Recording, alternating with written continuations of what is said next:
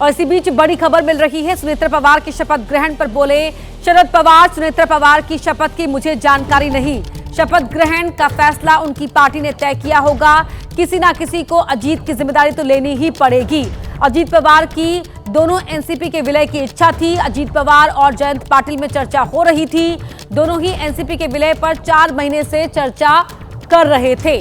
12 फरवरी को दोनों एनसीपी के विलय की घोषणा होने वाली थी।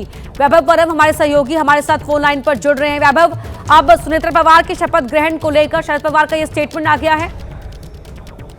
देखो, कुछ ही समय पहले एबीपी न्यूज ने ये खबर चलाई थी कि जिस प्रकार से परिवार में अनबन चल रहे हैं, उस प्रकार के अब अनबन सामने भी आ रहे हैं। खुद शरद पवार ने सामने आकर है पत्रकारों के सामने बयान दिया है कि मुझे इसके बारे में कोई जानकारी नहीं है। अब कोई ना कोई तो है, उनके पार्टी का डिसीजन है, उनके पार्टी को ये फैसला लेना होगा। इस प्रकार की भाषा अब शरद पवार कर रहे हैं। यानी इसका मतलब साफ है कि जब सुनेत्रा पवार को अजित पवार के उत्तराधिकारी चुने गए तो शरद पवार को किसी ने, यानी परिवार की तरफ से, अजित पवार के परिवार की तरफ से या फिर अजित पवार की पार्टी की तरफ से किसी ने भी विश्वास में नहीं लिया गया है। ये बात तो साफ हो रही है। अब रही दूसरी बात, शरद पवार बार बार लगातार ये बात कह रहे हैं कि पिछले 4 महीनों से जयंत पाटिल, यानी शरद पवार पार्टी के पार्टी प्रेसिडेंट है, वो खुद अजित पवार जी से बातचीत कर रहे थे और 12 फरवरी को दोनों के एक साथ आने के गठबंधन का ऐलान होने वाला था। इस प्रकार की बात अब शरद पवार कर रहे थे। अब जयंत पाटिल भी इस पर खुलकर बोल रहे हैं कि हाँ, हमारी बातचीत चल रही थी।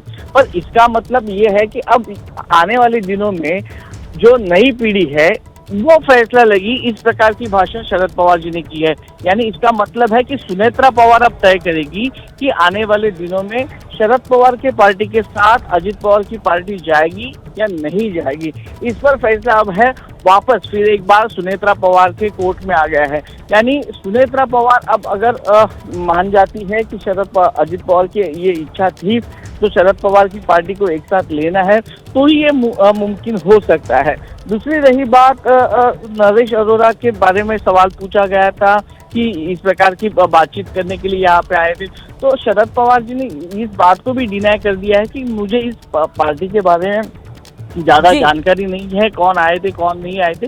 लेकिन एक बात है कि अंदरूनी तनातनी है, अनबन है, वो साफ तौर पर दिखाई दे रहे हैं। क्योंकि कल मैं खुद बारामती में था तो सुनेत्रा पवार जिस प्रकार से निकली बारामती से, फिर पुणे आई, पुणे से मुंबई आई, इस दौरान शरद पवार एक घर के वरिष्ठ नागरिक हो, वरिष्ठ नेता हो, इस नाते उनसे कोई बातचीत अजित पवार की फैमिली से नहीं होते हुए दिखाई दी है। और इसी को देखते हुए ये बात अब साफ तौर है कि पवार फैमिली के बीच के जो अंतर दूरी बनाई हुई है वो मिटने का नाम नहीं ले रही है। ये साफ हो गया है।